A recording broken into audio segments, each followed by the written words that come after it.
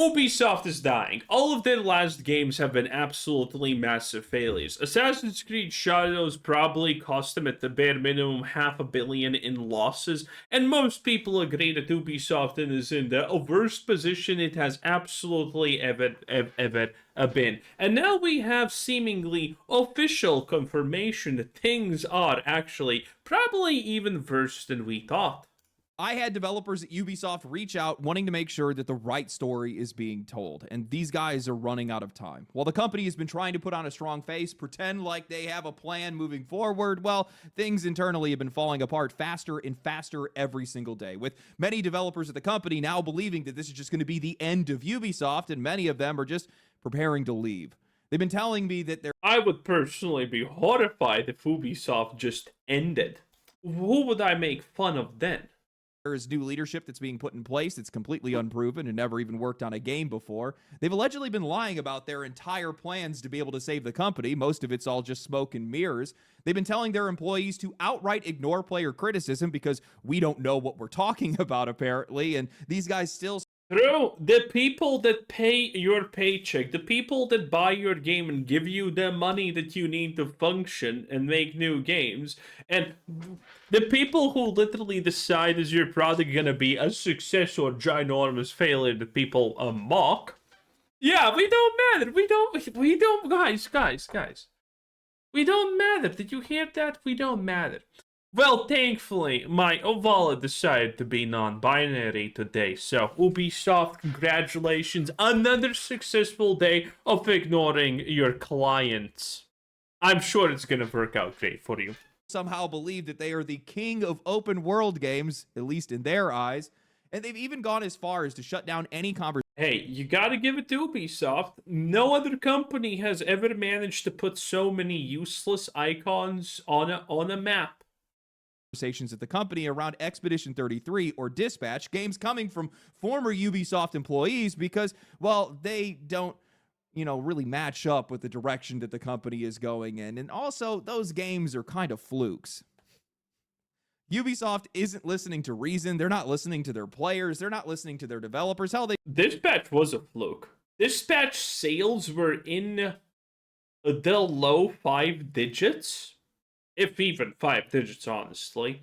Until episode 3 and 4 came out, where it started trending on Twitter because of the waifu choice options. And obviously, Blonde Blazer was the right one. Okay, that's when people actually started caring about Dispatch. That's when Dispatch took off. If that did not happen, Dispatch would have been a massive failure.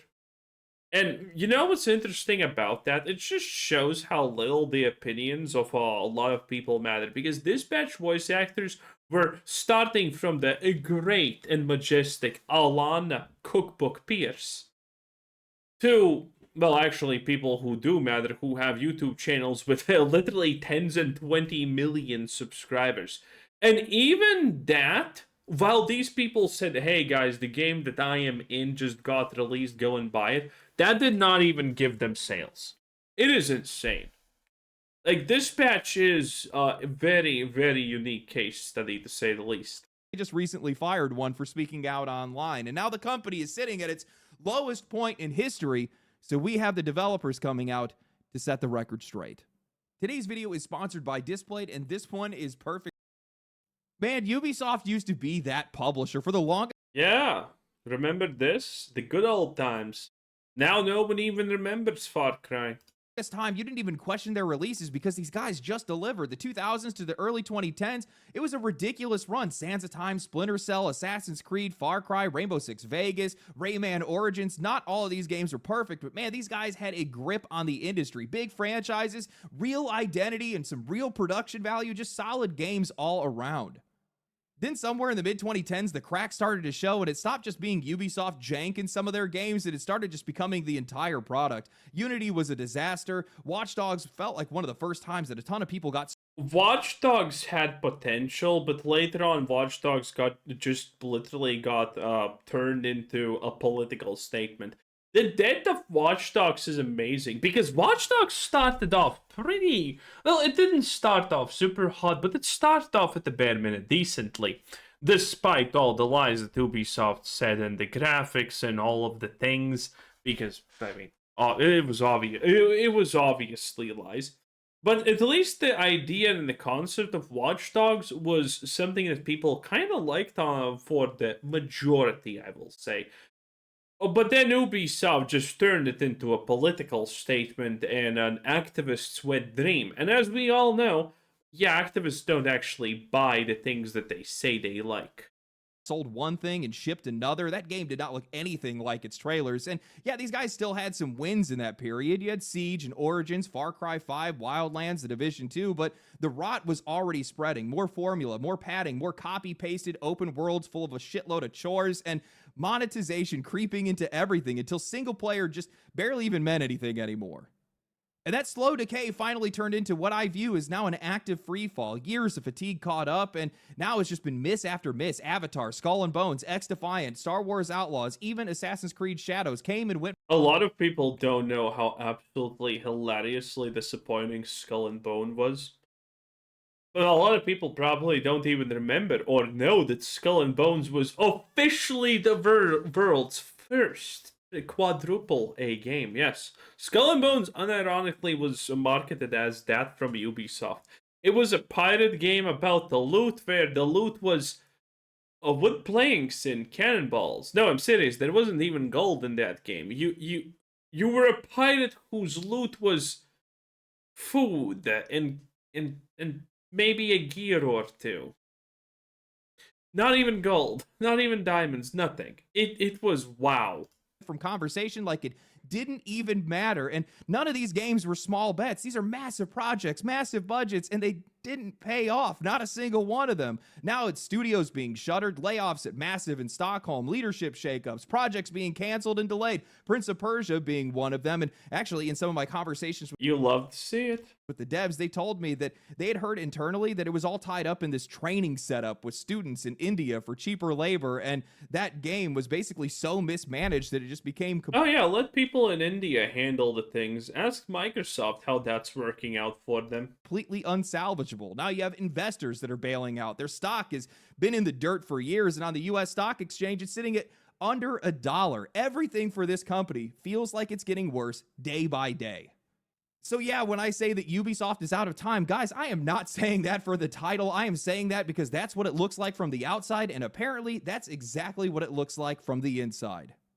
Following the recent reports of Ubisoft developers updating their resumes while they're still employed, and also another developer that got fired for criticizing the company on LinkedIn, I had both former and current Ubisoft developers reach out to me. Their identities will be kept secret for very obvious reasons, but they want people to understand what is actually going on inside the studio and where they think all of this is headed. First, I simply asked, how does it feel working there right now? And they answered, in one word, depressing. It feels like nothing can be done at our scale as employees, and the future looks even worse. I asked, do any of the developers see the light at the end of the tunnel, or do they just feel like they're on the Titanic at this point? They come back to me with, well, as far as I can see, there are three main views. One, I have a family, so I can't really move, so I just hope for the best. Two, I'm preparing my resume. And three, I'll probably just leave the industry. I then asked, with everything that's happening with the company, if everyone at Ubisoft just left the industry, we would instantaneously just wake up to a better world. company management and the overall direction, do you guys feel like you're even making games for players anymore? They answered, most of the time it's hard to tell. Many just started working like it's a 9 to 5. I responded, well, is that the overall feeling right now? Most people have just checked out. Where do you guys think this company is headed? Wait, honestly, this is a job. It's supposed to be a 9 to 5. Like, what do you mean? They respond, I don't think it's everyone yet, but most people think that the direction is delusional and gripping to the hope of releasing a bestseller like Valhalla at its peak at the pandemic, or a Fortnite-like live service. I think that while some don't really think about it, many think that we're just going to end up bought by Tencent for IPs. Well, I'm going to say it's no wonder that these developers feel defeated. They know the company is underperforming. They're watching studios get shut down. Tencent would absolutely put current Ubisoft titles to good use. Tencent actually taking over Ubisoft and, bringing back Assassin's Creed to the glory days would be massive. Again, all of the IPs that Ubisoft have, Assassin's Creed, Far Cry, Rainbow Six Siege, and all of these things. Well, Rainbow Six Siege is not, you get the point. All of these things could be making a lot of money, but Ubisoft just chooses not to because political pandering is more important than actually money making. Watching layoffs roll through, hearing more about right sizing and reorganizing like it's some sort of seasonal update for the company, you would think at some point these guys would see some real change, something that actually addresses why players have checked out, why we stopped buying their games, why their games pretty much across the board are underperforming. But instead, they have management that is clinging to the same idea over and over again, that they're somehow going to recreate the success of Valhalla, a game that blew up in a once in a lifetime moment where the entire world was locked inside their house, while also chasing the live service dragon, thinking that they're the ones that are going to be able to crack it, even though publisher after publisher has tried and gotten humiliated for it. And the crazy part is that we don't even have to guess if that's the mindset, because Ubisoft's CEO basically said that outright in their investor briefing. On one hand, the AAA industry has become persistently more selective and competitive, with rising development costs and greater challenges in creating brands. On the other hand, exceptional AAA games, when successful, have more financial potential than ever. In this context, today we are announcing a major reset build. I mean, he is right about that. A AAA release or even a AA release that's super successful is going to make you millions easily. To create the conditions for a return to sustainable growth over time, we are transforming Ubisoft's operating model to produce exceptional quality games on two core pillars of our strategy: open world adventures and games as a service native experiences. I cannot believe that this is coming from the same company that wrote one of their villains saying, "Do you know the definition of insanity?" These guys are literally betting the house on doing the Well, to be fair, most of the people who thought that that was a good line have already left, and now insanity is all that's left. exact same thing that they've been doing for the past 10 years. Exceptional AAA games are successful and they have more financial potential than ever. Where? When? I haven't seen them. I don't think anybody else has, because the last 5 years have been completely dominated not by exceptional AAA games. No, it's been smaller games, games that are actually focused, games that are actually finished, games made by people who actually know what they're doing. And even when you're making your point that, oh, some of the biggest AAA games that are out there are some of the biggest AAA money printing moments. Okay, yeah, you have Diablo 4. It's not even actually the fact that all the successful games know what they're doing. You can argue that you can argue honestly that all of the big recent successes, the massive ones in the past 2 or 3 years, they're not the greatest, they're just good at what they're doing, but they don't sacrifice themselves for a political message. They don't sacrifice gameplay because, oh, this could be offensive or something like that. It's probably the only example that you're going to be able to use here. And look where that game ended up. Meanwhile, Diablo 4 had a lot of beginning sales, but the problem is Diablo 4 was actually intended as a live service supplement for Blizzard, and needless to say, that failed massively. Though I am currently actually playing the Diablo 2, not 4, the Warlock class, and I have to say, I'm enjoying it. It does feel Diablo. Now, granted, it does feel also a little bit OP, Ring of Fire, completely broken, but, you know, things of that nature. Baldur's Gate 3, for all intents and purposes, that was definitely a AAA-sized cultural event, but it was something that was built closer to a AA budget, single player, no microtransactions. Hell, even the developers are so anti that stuff that they put it in their damn FAQ. So how do you hear players that have been complaining for years about bloated open world games, about monetization that's infecting everything, about live service elements that are being folded into games that they have no business being there, and then go and look at the graveyard of failed live service launches with a couple of outliers and think that you guys are the ones that are headed in the right direction? What is wrong with this company? So I ended up asking the developers directly, are they just flat out ignoring player feedback? What has been their thoughts on how low players think of them? They responded, they are completely ignoring feedback. They think that the silent majority will keep buying games and microtransactions. The issue is with leaders. Silent majority.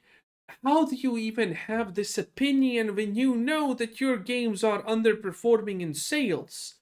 Silent majority of what? Slop eaters? leadership that they still think that Ubisoft is leading the open world genre, so quality is never questioned despite the shortfalls of recent releases. I then asked, so management is flat out not learning their lessons and ignoring players and the teams. They responded, higher ups, yes. I mean, tell me something I don't know at this point, honestly. Lower management usually want to do something, but are powerless.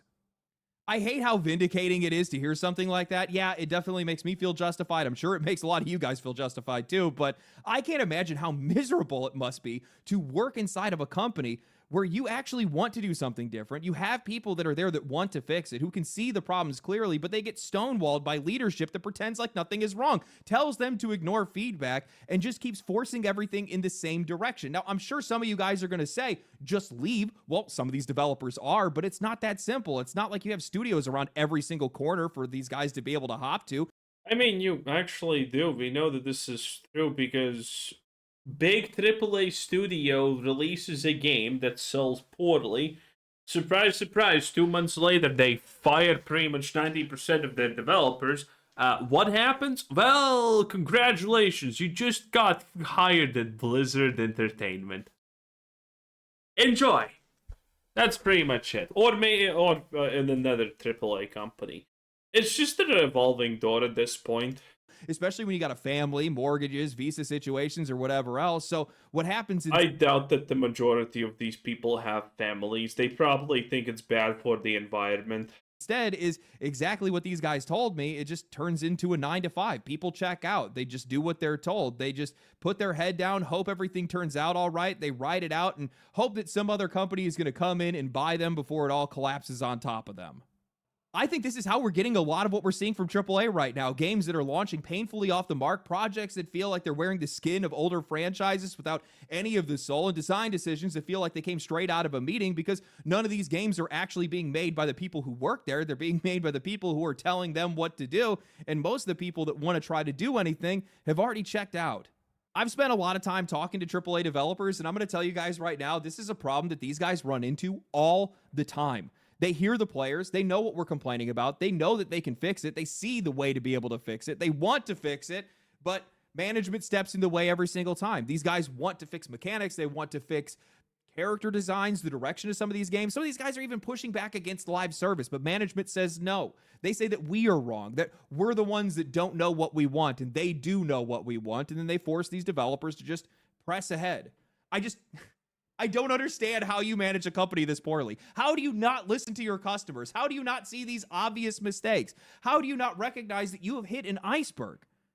Some of these people have been working at this company forever. Some of the guys are the people that owned it and operated it and founded the company. Well, that's a lot of the problem, I would say, that these people who have never been actually good at their job, were working there forever and then got promoted because they simply were working there forever. Seniority being a deciding factor in getting promoted is a huge detriment in a lot of these cases. And they still don't see any of this stuff. And while I am all for Ubisoft cutting weight, I've talked about that a ton of times. They have way too many people that are working at that company. There's still over 17,000 people. None of these layoffs mean a thing if this company does not learn from any of its failures. And they're not.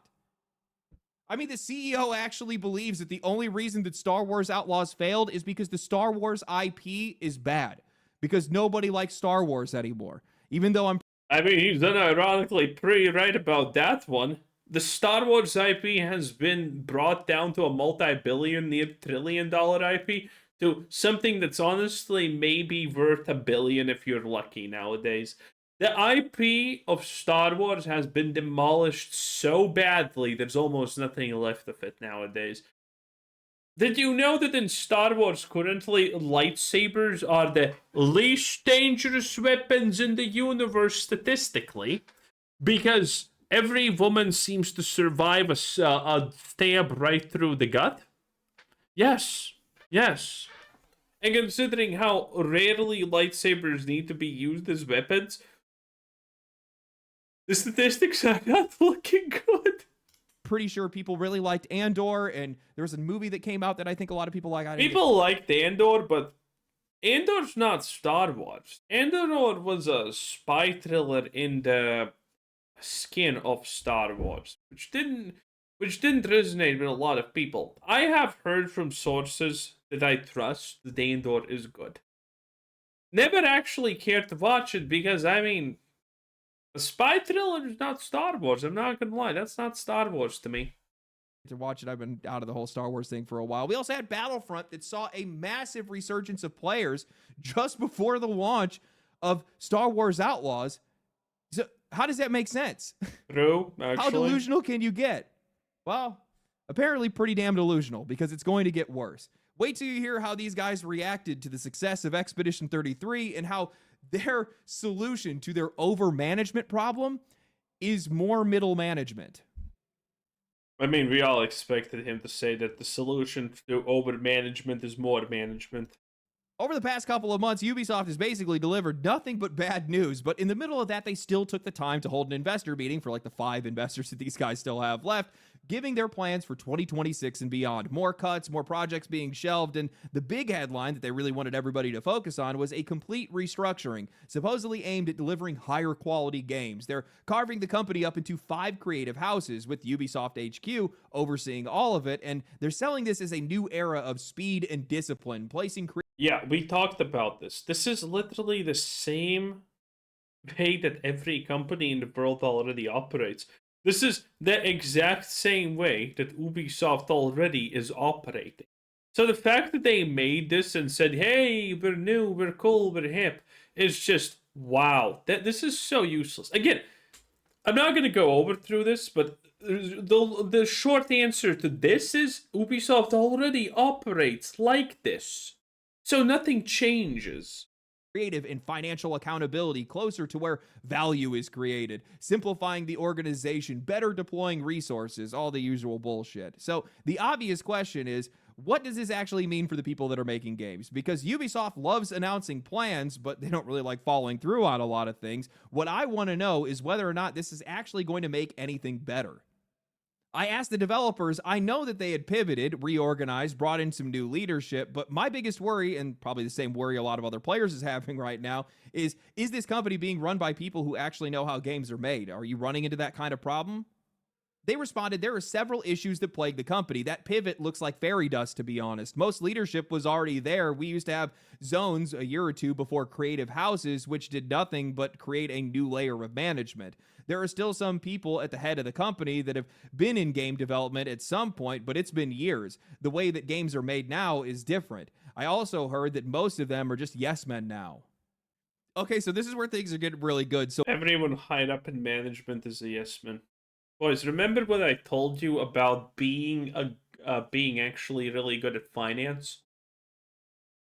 You don't need to know math, you just need to be able to convince people that you are right and your opinion should be listened to. That's it. And that goes for pretty much everything that you do.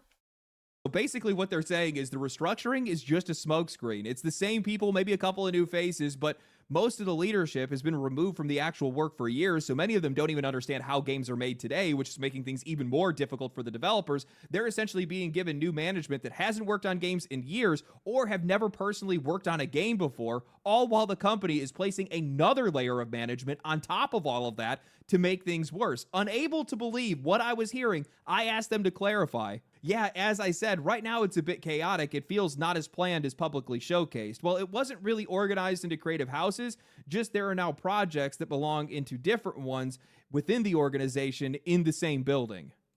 I responded, that seems wildly disorganized. So how many layers of management are there between the developer and the studio head? They came back with, depends on the game. On a mid-sized project where the whole team is in one studio, you could have 6 to 7 layers between developer and the studio head. If it's a multi-studio collaboration, it gets worse. You can easily hit 10 or 11 layers because the team and even sometimes the directors sit under a studio lead, which has their own management chain under the game producer.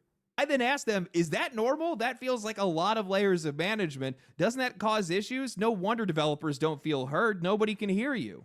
They responded, no, it causes a lot of issues. Meetings are bloated. Most people zone out. Information gets lost. People work on things that are not up to date. Work that has already been done without consulting another team needs to be redone or patched. Feedback arrives late or not at all. Fixes often get delayed and pushed as much as possible, rushed, or even put off until launch. Well, doesn't that explain all the issues that we see in games and why budgets have ballooned to hundreds of millions of dollars when you have 7 layers of people? All that management, all those All the dollars, issues that we see in games. and Yasuke does not know how to properly write on a scroll. Supposed to be the other way around. And why budgets have ballooned to hundreds of millions of dollars when you have 7 layers of people between the ones doing the work and the ones that are steering the project, sometimes even 10 or 11. Game development isn't even about making the game anymore. It's playing a game of telephone. You're just trying to push a message through a human maze, and by the time it reaches the other side, if it even does, it's going to be watered down, misunderstood, outdated, or it's just going to collide with something that another team already did. And that doesn't just explain bugs, that also explains the quality drop. The way that these franchises have slowly started to lose their identity, and they've started to wear the skin of what they used to be because nothing is getting through cleanly. Proposed changes, even simple ones, are going to take weeks or months for these guys to be able to move on. And beyond that, it also applies to the soul of the project. How clearly can a vision come through when someone who is writing the dialogue, designing levels, or trying to shape the narrative has to pass everything through layers of Dante's Inferno just to try to get a straight answer? The only thing that's going to survive is going to be the simplest version of everything possible. Safe choices, repeatable formulas, stuff that is easy to justify and easy to track. The only thing that you're ever really going to see change, especially from Ubisoft titles, is going to be the monetization because, well, that's ironclad. That's a demand that's coming from the top with no mixed messaging. Also, probably a lot of stuff from their HR department, too. I just don't get how you look at the past couple of years and think that doubling down is the answer. The industry has been rewarding the opposite right now. Tighter teams, tighter scopes, lower budgets, games with real identity. And yeah, AAA is still going to hit sometimes, but the conversation keeps getting swallowed by stuff like Silksong or Schedule 1 or Expedition 33. How are you not going to learn from that? Which then reminded me, for how big Expedition 33 got, even the French Prime Minister had shouted them out. Ubisoft was silent. So I asked the developers, what was the internal reaction to Sandfall's success, especially with former Ubisoft developers on that team, and did they learn anything from it? No. They responded, none. No reaction. They believe that Ubisoft isn't doing the same scale of game and that this team size isn't fit for a project that the company needs to make. As I said, they want to focus on live service and open world. What the fuck? I had to pry further, so they just brushed it off. No internal discussion. They come back saying many of the developers are players too, people that love the game, and they tried to bring it up to management saying, why don't we have projects like this? And they found 10 bullshit excuses to showcase how unrealistic it is and how we should ignore it in an internal Q&A. The famous "it's an exception." Executives said there are tons of other indie games like this that fail. Can you guys imagine being in that building and hearing that? You go and you play Expedition 33, you're hyped for the people that used to sit a couple of desks away from you, you see the whole industry light up over it, and you're thinking, finally, we have proof of concept that the smaller, focused, actually creative approach can still work, and your own executives look you in the face and go, nah. What is wrong with these people? Not what we can learn, not why did this land, not how do we get some of that discipline back, just excuses, dismissal, a corporate coping mechanism. We don't make games like that. It's an exception. Indie games fail all the time. We do live service and open worlds. It's just so gross. It's not even a disagreement about taste. It's just an admission that their model matters more than their own craft does. The people inside are trying to do what they can, and they're trying to fix games and make them better, but the leadership is basically saying, sorry. Now, granted, a lot of these people that are trying to fix it also are kind of bad at their job. And some of their ideas probably are really, really bad. But also, anything at this point is better than what Ubisoft is currently doing. So giving these people a chance is probably going to end up with something better than Ubisoft is already doing. Did he even ask about all of the cancelled games and what's happening with it? Because currently also one thing that is abundantly clear in the transitionary process between Ubisoft Debt and Ubisoft New Prime, it is very, very clear and visible, at least to people who know these things, that they're kind of running on a hamster wheel of doing nothing. All of their games are canceled because Ubisoft has no idea what's gonna happen in the future, even in probably like a month or two. And so no real job on any game is currently being done, which is very, very concerning because these people are just like sitting, doing kinda nothing, and getting paid for it, which is not even the bad part. It's just the fact that nothing is being made because no one knows what is going to survive the ultimate purge when everything gets really, truly established. Because currently, all of these creative houses, what you want to call them, are just in the early conceptual stages, theoretically. They're still not really doing anything. They're at best talking about what they're gonna do when Tencent says, yes, my Ubisoft, you can do things now. I allow it, because Tencent has... Well, Tencent probably has an extremely disproportionate impact on anything Ubisoft does, because Tencent is probably the only people left that are putting money in Ubisoft. Ubisoft is being one or two groups of investors are trying to sue Ubisoft for gross misconduct or something like that. It's a mess. And currently, no one knows if Ubisoft is even surviving in 4 months. That's the reality of it. Now, I don't know how much these developers understand. This is something that's blatantly obvious from a financial point of view. But I bet there are. Interesting. Why he didn't ask about actually the current games that are happening? Because that's a really, really interesting thing. What's even happening? Is Ubisoft making anything? In any case, that was Legendary Drops 10 out of 10. Bye.